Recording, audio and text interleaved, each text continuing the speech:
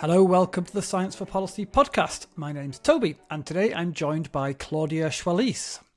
Claudia is the founder of DemocracyNext, a global organisation which works for democratic innovation with a focus on deliberation and sortition. Sortition is a technical term for randomly selecting people to represent the population, for instance, to form a legislature or an advisory group or a jury in a courtroom. Before founding DemocracyNext, Claudia led work on citizen assemblies at the OECD. She's advised on deliberative democracy institutions in Spain, Finland and Lebanon, as well as helping to design assemblies in Belgium and France, among other places. She's on the advisory board of the UN Democracy Fund, the MIT Centre for Constructive Communication, and the Data Tank. So, Claudia, welcome to the podcast.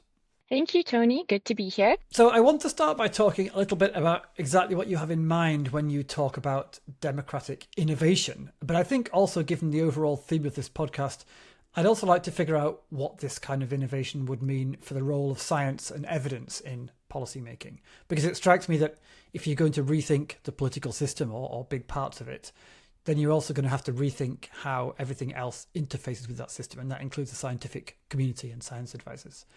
How's that for a plan? Yeah, perfect. Sounds good.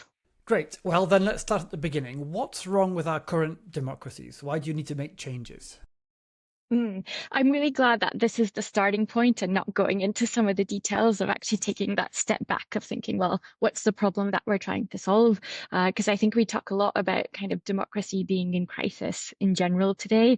We talk a lot about, what that might mean or what you might do, but what do we actually mean by that? And from my perspective, when I'm thinking about what are the problems that we're trying to solve and that are at the root of a lot of the democratic ills that we have today, if I were to sum it up in one word, I'd probably use the word agency. So many people today feel a real lack of agency in being able to shape the decisions that are affecting their lives, their families, their communities. And then this is connected to kind of other issues that we have in terms of people feeling a lack of trust, not just in government, but actually in each other. And the lack of trust also going in the other direction of government not necessarily trusting the people either, but also the kind of wider spread issues we have of so many people feeling disconnection, loneliness, lack of belonging. To me, these are a lot of the kind of deeper roots of the problem with democracy, rather than, focusing on what are sometimes, I think, the symptoms that we like to talk about in terms of misinformation and things related to voter turnout and people turning to extremes and so on. Those are the symptoms of some of these really deep root problems that I think we have. Yeah, and taking a step back, has there ever been a time when people haven't said that democracy is in crisis? People don't feel agency and they feel a trust deficit and so on. Is this like a systemic problem with democracy throughout history, or is there something new?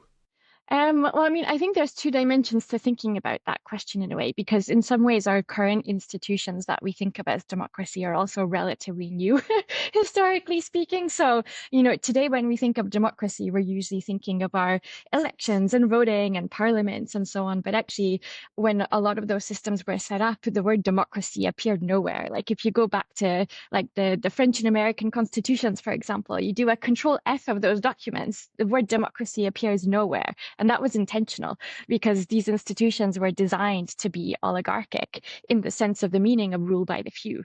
And then a lot of other institutions that we've kind of modeled in some ways and replicated in other parts of the world and across Europe in many ways are rooted in these same kind of rather oligarchic principles. It's only over time, after the suffrage movements and other things that word democracy or democratic kind of started being woven in. And today there's like this shorthand of like democracy equaling elections, like even in the UN Declaration on Human Rights, kind of defined in this kind of way.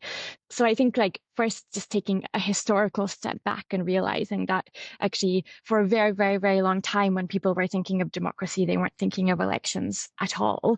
Like if we go back to some of the early works of Aristotle and thinking about ancient Greece, actually democratic institutions were the ones where there was this practice of sortition and deliberation and also mass participation. It was in reference to the kind of very open meetings. And of course, we could kind of go into the details of the fact that it wasn't actually open to everybody, but actually our current systems aren't technically open to everybody either in different ways. So no system has ever been perfect, but talking about like the principles behind them, and also the very ancient and I think even more widely spread practice of democracy as deliberation, which has roots in cultures and countries and regions across the world over many centuries. So I think that's like one aspect. But then if we're kind of zooming into our contemporary last 200-year moment period of time, I do think we're in a moment of what could be called democratic crisis. Like when you look at some of the polling that has been done like subsequently over time, asking the same kinds of questions, you do see in that data that there are lower levels of trust on average in government and political institutions. The numbers involved in political parties has also been fluctuating over time. When you look at the data related to things like I was mentioning earlier, related to how many people, feel disconnected, feel lonely, don't have a single close friend, all of these things, it's actually really depressing to see how those statistics in the past like 2 decades have really changed and shifted. So anyway, so I do think that there's something in both of those senses that like is actually a particular moment that we're in right now when it comes to the state of democracy and thinking about what is the future. And that's where I think these reflections on, are we just trying to preserve or protect the status quo, or do we think it needs to evolve because there are legitimate reasons why people are disillusioned with how the system works today? Yes, so that's a useful distinction to make. I think you can want to preserve and protect democracy with a capital D. You can be committed to that without being committed to elections being the best way to achieve it. And I think that then must be the jumping off point for your proposals. Yeah, exactly. And I mean, just to be clear, I'm not saying either we should throw the baby out with the bathwater and we should just get rid of elections and not protect our existing institutions. Like, that's not true. But I do think that there's a lot of legitimate concerns with how our current political system that really does revolve so heavily around elections, campaigning, political parties, which in themselves are oligarchic institutions as well, is problematic. And I think that part of the issue is that we're actually missing some of these much more genuinely democratic institutions that bring in these democratic practices of deliberation and sortition and enable a kind of real shift in power to people as well. Okay, so then let's get into the detail. Imagining you have your standard, I don't know, European style or Anglo-American style liberal democracy, what kind of changes do you have in mind? How much would you like to change and how much would stay the same? Well, this is like a good and a hard question in some ways, because I actually think the answer is not like super simple. I think there's a certain complexity to be thinking about, rather, what is the ecosystem of institutions that we need? So, I've been involved in the design of some of the first permanent citizens' assemblies, or ongoing or institutionalized. I think there's an issue with language at the moment. At the moment, we need like that adjective beforehand because it's not the norm. But actually, I think there should be a future where we don't have to qualify that, because what I'm talking about, though, are citizens' assemblies that have a legal basis to them and are therefore connected in to our elected officials, to public administrations, are part of this wider ecosystem that involves other stakeholders as well, and that we can really imagine shifting power towards them. So, I mean, maybe to make that sound less abstract, talking about these kinds of assemblies where there is a randomly selected group of people that is convened for a lengthy period of time to really be with the complexity of an issue, and for that group to do the hard work of finding common ground on a shared set of proposals at the end of it. So it's not just an aggregation of individual views, it's really also creating that space for the hard work of finding consensus to a fairly high level of often 75 to 80% amongst this group of people on various policy issues. And I think when we're thinking about this in this bigger picture systemic way, that's also where it opens up really interesting reflections around what are the other kinds of roles that such sortition-based bodies could be playing. So, for example, I was involved with the group of experts that designed the world's first permanent citizens' assembly in Ostbelgien, which is the German-speaking region of Belgium. What we ended up coming up with was a system that actually has different bodies that interact with each other. So, it took us a while actually after the first few days of deliberation to free ourselves from this, I guess, the perspective that's shaped by the current institutions that we have. Like, we were initially thinking, well, it must be a second chamber, but actually that was not what we ended up coming up with. So this region has a parliament with 25 people in it, and now they also have what's called a citizens council, which has 24 people who are selected by lottery to be broadly representative of the region, and their role is agenda setting. So it's up to this group of people to decide what should be the issue that goes to a one-off citizens assembly every year. Because quite often, actually, in the one-off instances, that gets decided really top-down by political decision makers. So here it was also about a shift of power to other ordinary citizens. And the fact that there's a legal basis means that the recommendations from that citizens assembly must go through a parliamentary committee, and there have to be at least 2 debates and a vote by the parliament on their recommendations. And then the second role of that citizens council is also monitoring what is actually happening. Have those debates taken place? What's the status with implementation of recommendations, etc.? So I kind of elaborate a bit on this one example just to say that I think for me, thinking about the future, it's thinking about what is the ecosystem of new institutions that we could imagine, working in relationship with our existing institutions, but nonetheless creating the ability to be shifting power and shifting certain responsibilities towards everyday people who are selected by lottery. And therefore, we're bringing back this practice of really rotating that privilege and responsibility of public decision making as well. Thanks. Thanks for sharing the Ostbelgien example. I think it's helpful to have some institutional detail. And I appreciate it doesn't sound like you're saying either, on the one hand, let's throw out all our existing institutions and abolish our parliaments and start again, but nor, on the other hand, let's just add some more stuff, another mechanism or whatever on top of what we already have. You're somewhere in between those two extremes. Yeah, I mean, I think that we need to be more than just having new engagement processes or treating these as just another tool in a toolbox. For me, what's interesting is when you have this institutional lens, when you imagine this as a new institution, then you can actually imagine shifting power to that institution. And I think the frontier that we're at today is that all of the assemblies, the citizens' assemblies that we've had around the world so far have been advisory in nature.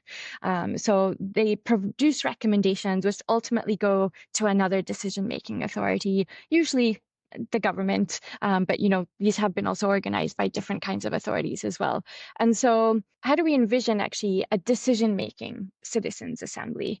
Because I think that part of the problem that we've had and why we haven't seen this wider maybe transformation of democracy with the fact that these assemblies have been proliferating over the past few decades. Like when I was at the OECD, we created a database that now has 733 examples of public authority initiated citizens assemblies that have taken place. So there's been a lot of them, but first of all, a lot of people don't know about them, but I also don't think they've been truly transformative for our democratic systems. I think they've done amazing jobs of helping address those specific policy issues that were addressed in each of those. They've shown us actually how this process is genuinely both really effective at getting to a point of having informed citizen recommendations that come out of it that could be implemented, but also a genuinely democratic and not just technocratic exercise. But what they haven't done, I think, is had that wider effect on transforming relationships between government and citizens, on shifting power, on opening an imagination of what democracy could be in the future. And that's why I really see the need to be thinking of this as how can we be building new democratic institutions of the future. And I think we need to have a next wave of experiments now with decision-making authority that rests within them. And I think then we need to explore what does that mean for legitimacy and for accountability, but I don't think these are unanswerable questions. I think we as a community, both academics, practitioners, policymakers, have not really spent the time to think about them and talk about them and address them seriously yet. I'm glad they're not unanswerable questions because I actually want to ask you some of them right now. Great. You said something a few minutes ago which I found interesting. You said that these assemblies, at least the ones we're thinking about, would be created for quite a lengthy period. Mm-hmm. How lengthy a period? Well, this depends on what is their purpose, right? So if we go back to the Belgian example, for instance, given I explained it in some detail now. So the Citizens Council that has the agenda setting and monitoring roles, it has an 18-month mandate, but actually every 6 months, a third of that group it rotates out and is replaced by new people selected by lottery. So there's always some mix of people who've been there longer and have the experience and everything that comes from having been in this a bit longer. But you also mitigate for some of the maybe perverse incentives that can come in with a body that exists for a longer period of time.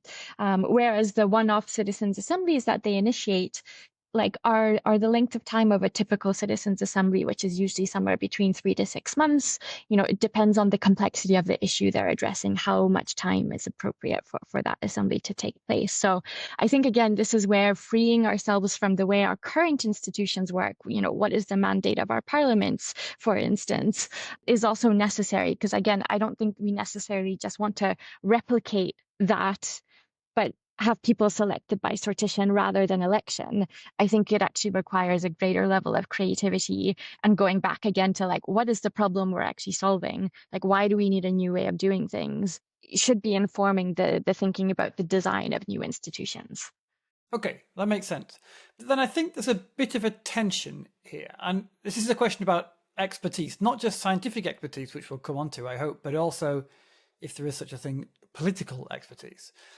Because it seems to me, whatever we might gain by adapting our system to involve random selection, one thing we might lose, at least to the extent we'd be replacing elected politicians with randomly chosen ones, is this concept of the professional politician, which I think many people might see as a benefit, right? You get rid of the professional political class. But I'm not so cynical about that. I think when you have permanent professional public officials, whether they're elected or appointed or whatever, you have a group of people who have the opportunity to get familiar with the job and the political environment and their roles, and who presumably get more competence at them as time goes by. And also, if you talk to, for instance, long-serving members of parliament, they often say that they've got better at doing their job over time, and they really value that skill set that they've gradually acquired. Wouldn't we lose this if we handed over decision-making to more or less transient citizens' assemblies full of basically amateurs? Well, I mean, in a way, yes, we lose it, but I personally don't think that's a bad thing.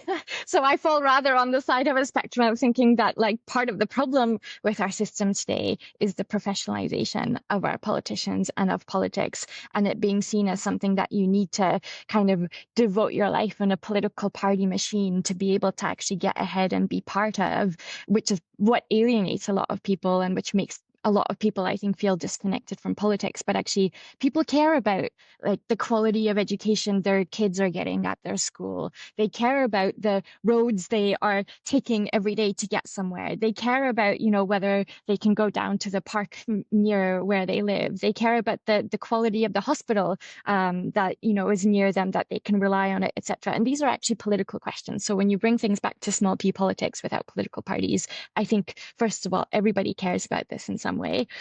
Second of all, I think that actually taking out that lens of the political parties and viewing everything through that prism is actually very helpful to being able to talk about those issues in new ways and actually in more evidence-based ways. And actually what we've seen with some of the assemblies that have taken place, and why I'm really interested in going down the route of exploring decision-making citizens assemblies, is that what we've seen happen sometimes is that, citizens will take a lengthy period of time to examine a lot of evidence around an issue. And off the back of that evidence will come up with really rigorous propositions where, they don't have incentives related to political parties to needing to be reelected or anything that come into their room of decision making when they're talking about this. And then those recommendations go back into the political system as we know it. And recommendations are either watered down or ignored, but not for evidence-based reasons, but for reasons to do with party politicking and, the kinds of stories you hear about, well, the minister met up with his best friend, the CEO of the airline company, and that recommendation's no longer part of it. And, to me, it would not be a bad thing if that stopped happening, basically. And I think we need to have the ways to actually bring politics back into something that really is for everybody. And, we are all affected by the decisions that get taken in our public institutions. And so why should we not have, mechanisms that actually enable us in a way to be able to have a more meaningful role in shaping those decisions? And this is where I really love the beauty of sortition, because we also can't be involved in every decision all the time, right? And so how do you have a fair selection mechanism for deciding who decides? And then the deliberation side of the equation relates to, well, how are we taking those decisions together? And that's where having enough time, information, evidence, time to actually exchange about it and work towards some consensus is also very different to the way that a lot of our policies are constructed today. Yeah, I mean, a lot of that is quite persuasive, but so the question I was trying to put earlier on, I think actually based on what you just said, I want to broaden it a little bit. So you said people do care about politics with a small p. They care about schools and hospitals and the state of their communities and so on. Of course they do. And maybe they care in a way that's more acute and more immediate than the way an elected politician cares, because they are one step removed automatically, the politicians are, unless they happen to live in that community. But then my question is, and this is where we start to talk about evidence and expertise, I hope, do these people that care, do they also have the expertise, A, empirically, like the understanding of the evidence to know what to do about it, and B, do they have the expertise to navigate the political policy-making environment to find solutions that will work? Because I've also had experience of evidence-based proposals that have been generated, as it were, on the scientific side based on the evidence, and then which go to decision makers, then they get watered down for all kinds of reasons, like you say, non-evidence-based reasons. I mean, that's true. I've seen it happen for sure. But some of the reasons they get watered down or modified is because of the need to find policy options which are workable given the stakeholders who are out there in the world whose views and incentives are very different from each other, or perhaps the need to find solutions that are implementable, workable, that will have a long shelf life and that have the desired effect. And I think it's that kind of question, or those kinds of questions, that our current methods of political deliberation and decision making are well designed to deal with. And I think you'll lose that, or I worry you'll lose it, if you hand the policy making process over to people who have been randomly chosen off the street, metaphorically speaking, who will tend to have interest and motivation, sure, but not necessarily about any idea about how to really do stuff. Yeah, okay, so those are fair questions. And I think like the way that I think about them is, one, like our elected officials today are not experts by any means on all of the myriad of policy issues that they're legislating on. So, they're also supported by a whole ream of experts and researchers and support staff. And, to me, that kind of support also translate into a system when we're thinking about it being quote unquote everyday people that are not professional politicians who are involved in a role of needing to come to some decisions around a specific policy issue. And actually, if anything, they're probably better equipped to be able to focus just on that issue that they've been convened to deliberate on, rather than trying to have some informed point of view on everything that's going forth. So I think that's also something that we sometimes often forget in these kinds of conversations. I think to the point about your question around, they need a solution that will work politically. To me, this goes back to some of the problems with our political system as it is today, though. That's actually part of the issue, that like the political incentives are trumping evidence and also the informed views of what most people would want. Like the demographics of our elected class are so out of proportion with the demographics of the wider population that they're not truly representative in, I guess, that sense of the meaning of the word of the wider population. And you think that's a product of the system they're working in rather than something we're getting wrong? I think so, for sure. Well, it's a product of the fact that to be elected, you first of all need to work your way through the machinery of a political party and navigate, again, the internal politics of that. You need to raise your funds to do your political campaigning, which then ends up also having another bias of who actually understands how to like work that system well enough to be able to do that. And so when you get to this question about, they need to be trying to find consensus amongst themselves, and that's what sometimes waters things down. Well, consensus amongst who? I think this is part of the problem. And that's where I think that it's not truly changing that problem to have citizens' assemblies that are merely of an advisory nature, because those power structures and incentives, and I would say sometimes corruption, though I use that word lightly because I don't also want to get into this narrative of suggesting that like all politicians are corrupt or anything like that. I don't believe that. I don't think it's helpful to think that. I think actually, I work really closely with a lot of elected officials, ministers, people who are in positions of government who are really good people and who are often just as frustrated by the way the system works from the inside of being part of it as well. So obviously that's not 100% of them either, but I really think that the vast majority of politicians have gotten into politics because they want to make some positive change on the world.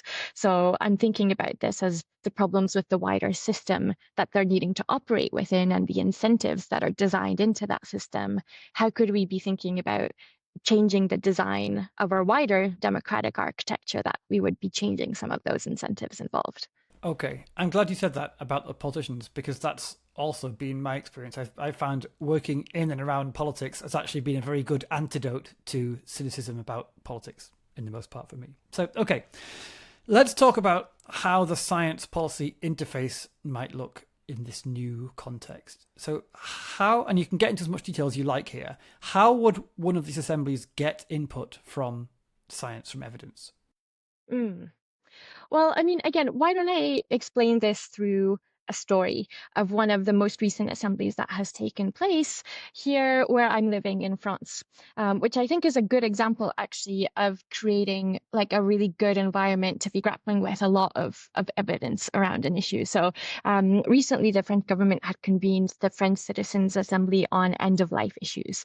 So they had selected 185 people by sortition to be broadly representative of the diversity of French society. And their task was to come up with propositions in answer to the question of, should France change its existing legislation on end-of-life issues to do with euthanasia, assisted dying, palliative care, and related issues? And if so, how? So to be able to try and answer such a question, this group of people not only received various things to read and to watch and so on, but they heard from over 60 different experts at in-person meetings where they were able to interact with them. And experts in a very broad sense of the term. So they did hear from researchers and scientists and head of the Psychological Association and head of, different associations, but they also heard from faith group leaders, philosophers, people with lifelong illnesses. So it was really this broad examination of the issues and the evidence. And actually the whole process revealed where there were gaps in the research and where there were pieces of data that were just missing to be able to inform their decisions on such an issue as well. And so off the back of all of that evidence, they then deliberated. So there was a lot of moments kind of going back and forth between small group conversations, back together in plenary. And they ended up coming up with what were 67 recommendations to the French government about how the law should change. They were detailed in a 176-page report that this group of people wrote in their own words. And they had found 92% consensus amongst themselves on those final set of propositions that they delivered to the French government. So those recommendations then went to a parliamentary committee. They've now been turned into a piece of legislation that was tabled about a month ago. And President Macron, with the relevant ministers, reconvened the assembly members to discuss this draft legislation with them last month. And then now it's going through like the parliamentary process. So I expand upon that to say that I think actually, in a way, I would be tempted to say that this group of people probably spent more time examining more evidence than what our elected officials examine around pieces of legislation that they're working on. The role of evidence, science, expertise is crucial in these assemblies. Like the longest part of the process relates to learning and to understanding and really being with the complexity of the issue, which I think is also part of the problem with our current political system today, that it's not adapted enough to deal with the complexity of all the issues that we're facing. So how do we create spaces that are structured, that enable us to really be with that evidence and be with the complexity of the issues and to work through that? That's really interesting. It strikes me from what you're saying, what you gain with this model is you gain the ability to have a focused group of people who really work on an issue and work through all the complexities of it, not just for a long time, but also for a very focused time with the same people day after day. And of course, if you're inventing a new constitution for a country and you replace your previous sovereign king with a single sovereign parliament, and that single body then has to engage with everything, then you are going to be spreading your expertise very thin. And as time goes on, issues get bigger in scope and more complex. I mean, complex like scientifically as well as ethically. You get a breakdown in the ability of that single body to do its job well. Whereas if you can just create expert groups for each domain, you get much better kind of penetration of policy into the issues. And that's, I mean, surely if you want to get that, you don't even need a sortition-based system. You just need to divide and conquer. You need to give decision makers kind of particular long-term focus. It reminds me of, like, say, the very powerful committee system in the US Congress or the European Parliament or something like the UK House of Lords.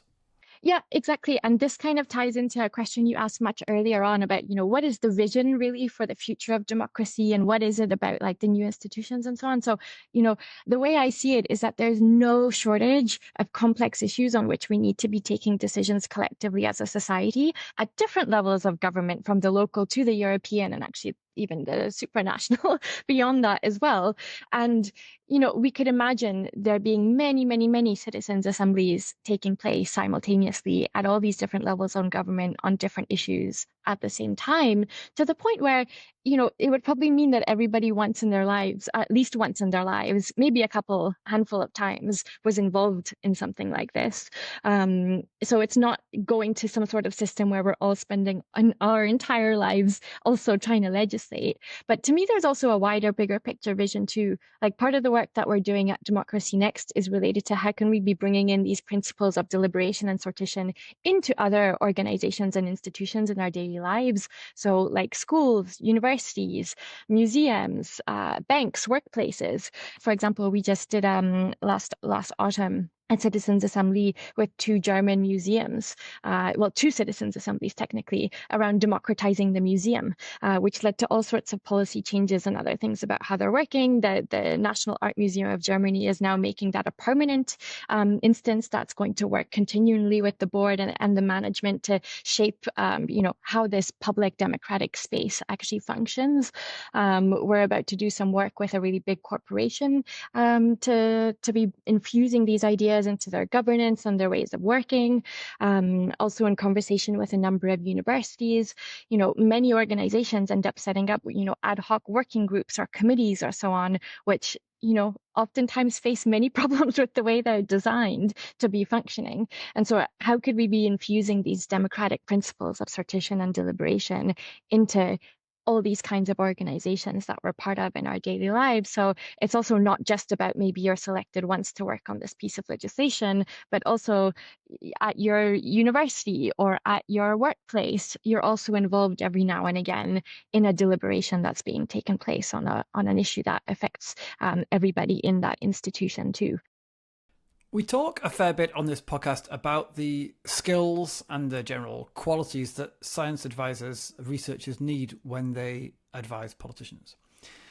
And I just want to run some of those past you so you can comment on what you think might change and what you think might be the same when it comes to interacting with a citizens' assembly. So a lot of these are communication skills, but they're quite specific communication skills to the science for policy role. For instance, we talk about having the ability to summarize your key message very quickly so the policymaker can get the point in the 2 seconds or whatever they have to think about it before the next thing comes along. We talk about understanding the political agenda and the environment your audience is working in so that you can tailor your advice to the decisions they're actually facing and doesn't just like kind of fall on deaf ears or get shoved on a shelf somewhere. We talk about having an idea of the general public discourse so you can avoid making contributions on topics that are just off the table politically for other reasons. So yeah, what might some of the skills be that researchers would need if they want to contribute to this alternative kind of policy making process that you're describing? Yeah, I think that's a good question. I mean, I guess the question comes up about like both what is the form and the language in which complex information gets conveyed to people who are non-experts. And of course, as we were discussing, our politicians are also non-experts on most of these issues as well. So that part is maybe similar. But I think like It's interesting. It makes me think of an example actually of speaking with I think it's Graham Smith at the University of Westminster in the UK, who also coordinates the CNOCA, the Knowledge Network on Climate Assemblies, where he was involved in one of the assembly processes where one of their rules was that none of the experts could use PowerPoints or slides to kind of explain their things. So they couldn't just take their usual deck that had 100 things and lots of text or other stuff on it. And they had to find other ways to convey their ideas and the complexity of what they're working on. And it prompted one of the scientists actually to come with like a Lego set and to come and like visually put together some representation of the ideas he was talking about and working with. I wasn't involved there directly, so I'm probably missing some small details of the story. But the point being that actually it was interesting to both the citizens involved as a way of interacting with this information, but the feedback from that scientist was actually that it made him realize that, oh, actually, this is also like just a more interesting way of conveying this same information to people. So I think it's not a bad thing to be forced into situations where we have to rethink a little bit, how do we convey the complexity of the ideas that we're working on and that we're researching and that people need to then find ways to take forward into policy making or into legislation or other kinds of decisions that are being taken, and need a little bit more creativity and involved in that. Because I mean, really, these assemblies are also like learning processes, and there's also opportunities for wider public learning involved if they're communicated about widely and in a way that actually reaches a wider public as well. So I think kind of drawing maybe some connections with people who work on pedagogy is not a bad thing to be doing at this moment in time. Okay, good. I want to put a question to you now, which I don't want to phrase as like an objection, because I think clearly you're much better informed than I am, and I'm sure you've thought this through. But it's more like a kind of worry I might have naively, and I think I hear you saying that this doesn't in fact materialize, but I'm keen to know why. So it's about the incentives involved in political accountability and how they relate to the use of evidence. So setting aside the kind of political theory version of this question, which is, that elected politicians are motivated to try and please the electorate so they can get re-elected, and that's what you want in a democracy. There's also the evidence-informed policy version. So it's not just about pleasing the electorate in a base populist way. It's also about incentives to try and actually get things right, to improve people's lives, to successfully tackle the challenges, to make broader progress long term. And I think if you have this motivation, then you have an incentive to take into account evidence of what will work, rather than going purely on stuff like your own instinct, your personal values, or the persuasiveness of others in debate or whatever. Because if you're a decision maker and you don't pay enough attention to the evidence about what works and doesn't work, the chances are you will mess up. And if you mess up, you'll be punished at the ballot box. That's the way the theory goes in the current system. So I guess the argument I'm making is making politicians directly accountable to voters ought to motivate them to take science and evidence seriously in a way that appointing them at random, it seems to me, might not. They've got less personal stakes in the matter. What do you think? Yeah, that's a really good question, and I think it's definitely one of the questions I'm still grappling with in some ways, because I think it also requires a shift in thinking about what do we mean by accountability. I think again we've reduced our sense of, well, accountability means you can vote them out at the next election, but actually there's also a lot of research from academia which shows us that most people don't think about things that way, and that's actually a very poor way of thinking about accountability. Without going down that rabbit hole, that's kind of all I'll say about that, because I think actually when we think about accountability and what that really means, it means giving an account of your decision, or like giving an account of why you're doing something. And I think actually what we see in these assembly processes is that maybe purer form of accountability, where there's a real rationale and reasoning provided for each of the recommendations for, this is why we are suggesting that this should be the case. I think this question of like people being motivated by a right decision, there is no objectively right decision. This is actually why there's all these big political debates, why we have different political parties. There's subjective views on what is right, and those are all underpinned actually by values. So I don't think we can be divorcing those things. And I think sometimes we treat some issues as being, well, this is just a purely technical question that has a right answer. But actually, all issues, when we're talking about them in the context of public decision making, are political questions. They're underpinned by values and moral dilemmas about what kind of society do we want to be living in. And I think that the kind of approach with citizens' assemblies like recognizes that and starts with that as a starting premise.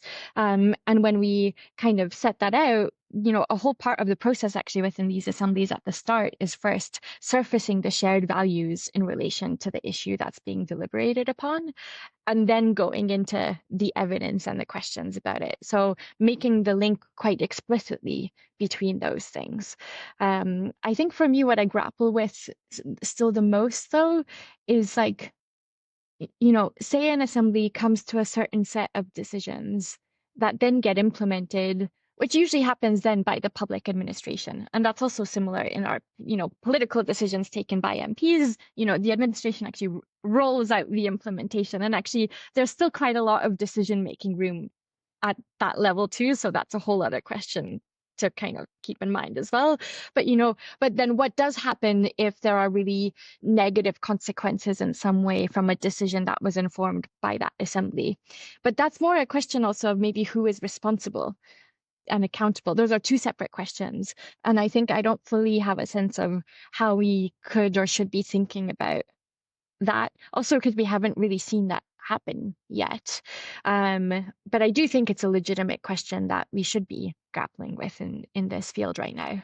Yes, I agree. And I think perhaps one reason we haven't seen that happen very much is because, from what I understand, a lot of the experiments that have happened with this kind of decision making have been in areas which are morally very complex and controversial, where it's an advantage to get everyone together around the table to first try to find consensus on some shared value system, some shared approach. Whereas technical complexity is a rather different thing. And you don't just have situations where the decision makers think about the evidence, weigh up their values, settle on a policy, implement it, and then find out 5 years down the line that it didn't work or it was counterproductive or whatever because of some factual error or oversight or some evidence that we were lacking that we didn't know we were lacking. That's one thing. But you also get situations which are kind of much more short-circuited and acute, where some policies announced on day one, and on day two you have the expert community with their heads in their hands saying, no, we knew full well that won't work. It doesn't align with what we already know about the way the world is. But I guess this is a general problem, right? This isn't something specific to sortition-based systems. Yeah, well, and this is why I was saying that there needs to be a relationship with science and with evidence. I'm not saying that this is somehow some replacement. Like I said, the biggest time part of any assembly process is being with the evidence and the science. So, I'm not saying that everything needs to be informed by an assembly. Like that evidence is obviously produced in with mechanisms that don't involve assemblies. So, but it's I do think that sometimes there are certain types of questions though which get put into a category of being purely technical, which I think are not just technical questions. So they really bring out these wider societal dilemmas or underpinned by them in a more subtle way.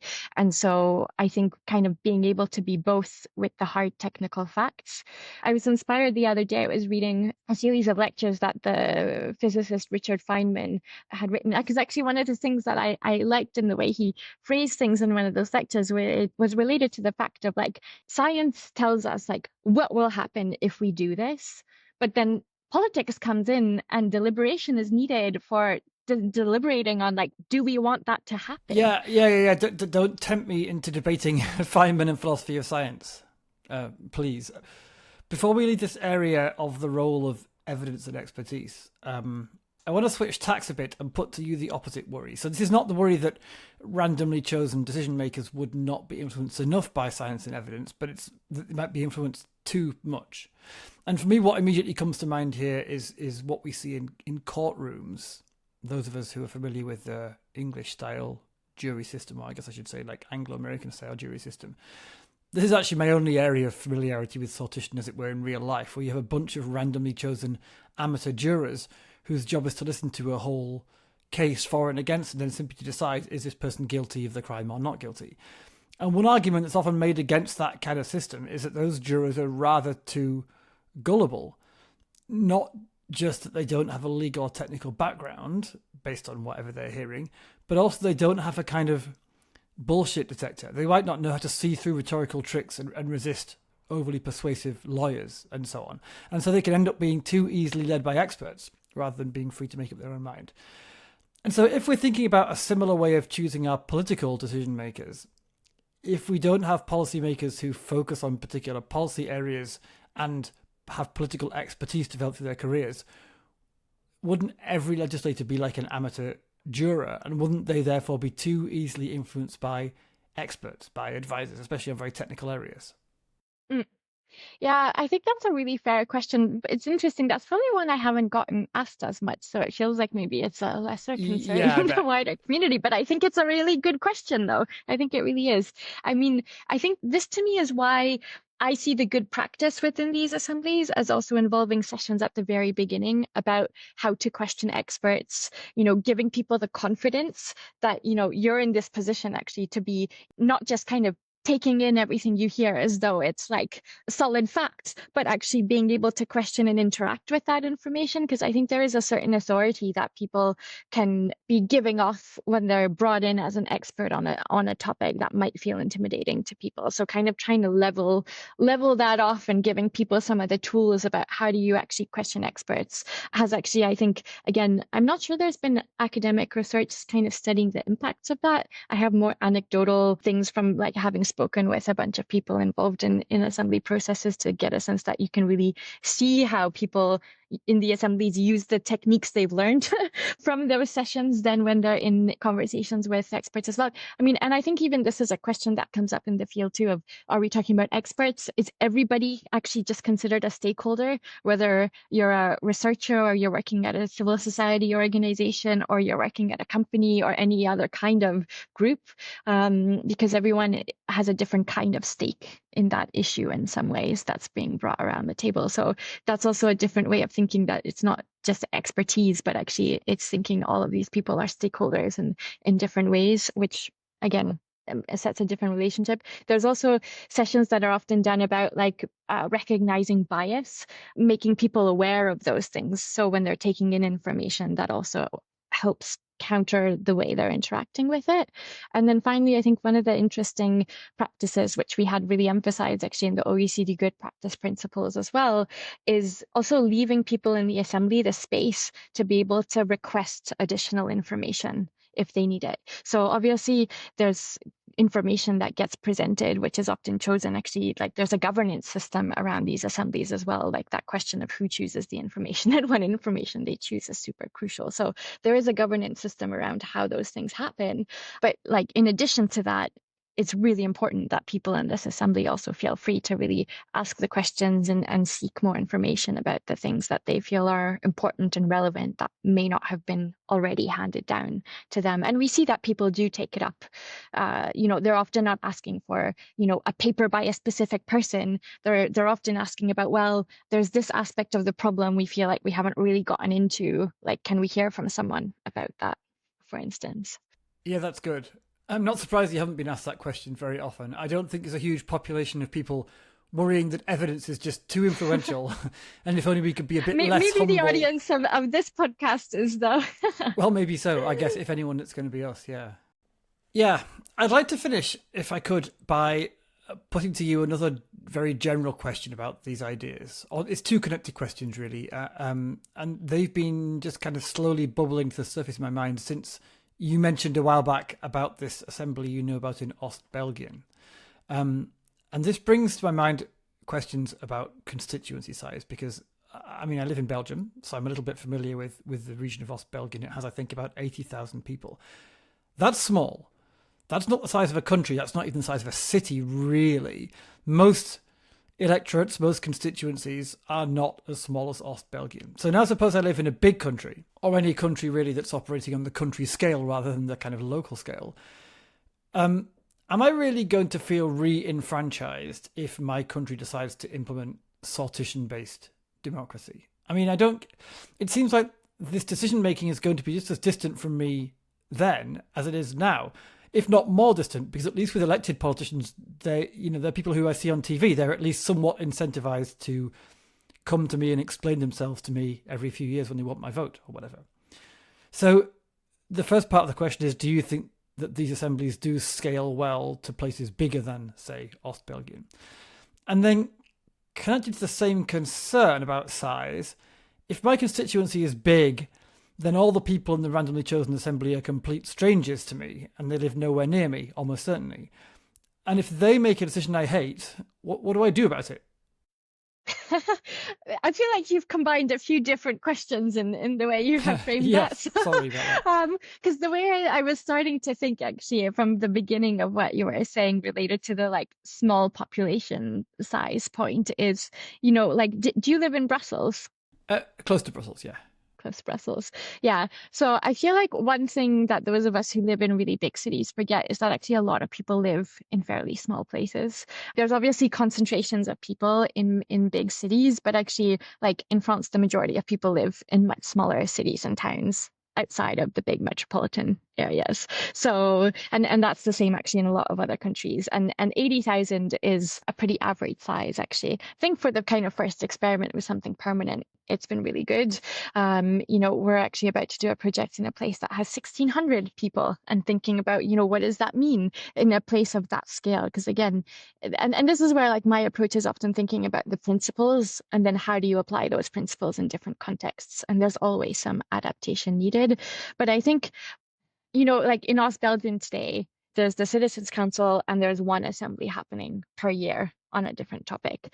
But like this is the starting point for something that like I would hope scales, that there's many other assemblies happening on multiple topics per year, because it's true that at this rate, your chances of being selected and being part of one of these is pretty small. So I'm not naive about that. I think that's part of the problem. Think like how part of the mission of my organization is how can we really be like scaling and spreading this to become normal.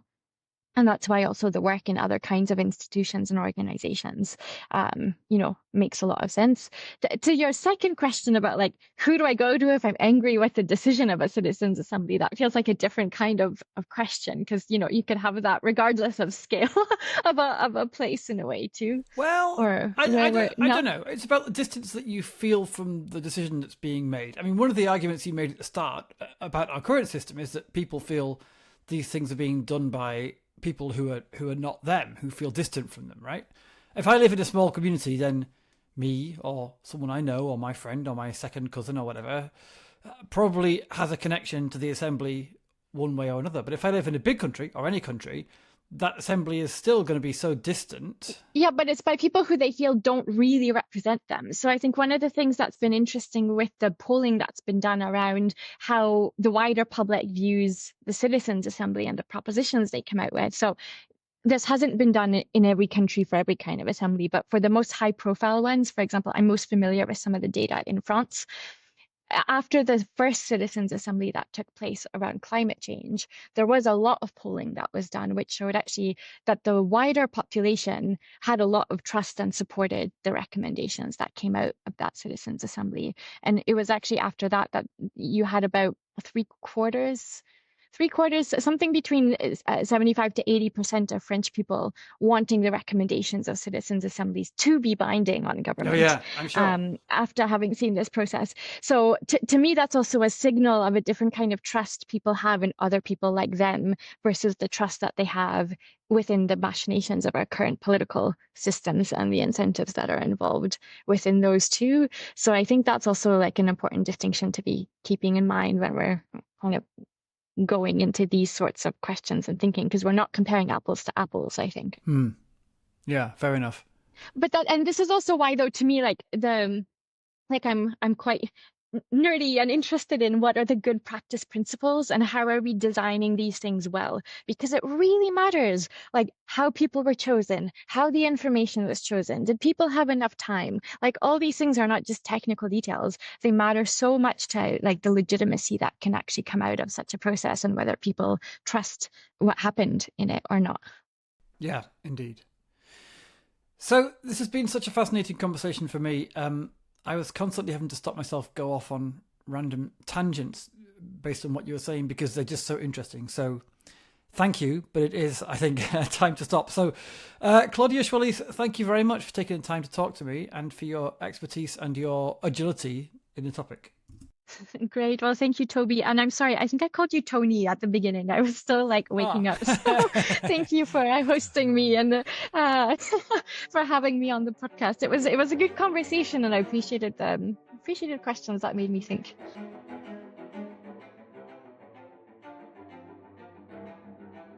The Science for Policy podcast is created by the Scientific Advice Mechanism to the European Commission.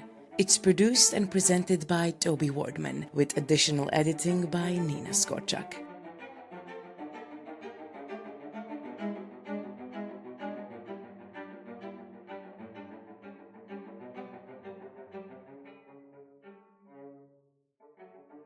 The Scientific Advice Mechanism provides evidence-based expertise and policy recommendations to inform policymaking in the European Commission. This podcast is funded by the EU via the SAPEA Consortium. Our theme music is composed by Carlo Alfredo Piatti and performed by Elisaveta Shushenko.